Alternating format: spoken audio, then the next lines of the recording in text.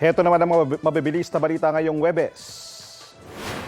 Arestado ang isang lalaki sa Parañaque matapos mang-agaw ng baril sa isang pulis. Sa kuha ng CCTV, makikita ang dalawang lalaking yan na nagsusuntukan sa kalsada. Tumigil sila sa pag-aaway at sabay naglakad papunta sa direksyon ng isang police mobile.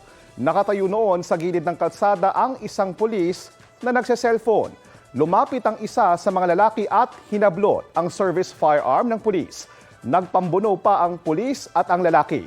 Lumabas naman ang kabaro ng pulis at tinutukan ang sospek.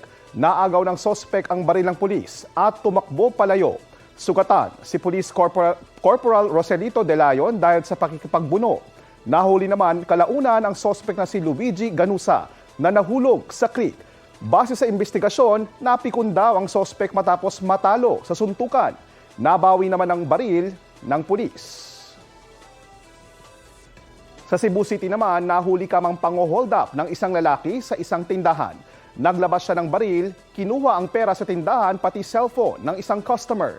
Hawak na siya ng Mandawi City Police matapos siyang isuko ng sarili niyang pamilya. Natunton at naaresto naman ang kasabwat niya. Tumangging magbigay ng pahayag ang dalawang sospek. Balita ko, may tututukan kayo tuwing 10:30 a.m. sa GTV. Alamin ang mahalagang balita at impormasyong dapat niyong malaman sa Balita Ko tuwing Lunes hanggang Biyernes. Mag-subscribe din sa GMA Integrated News sa YouTube.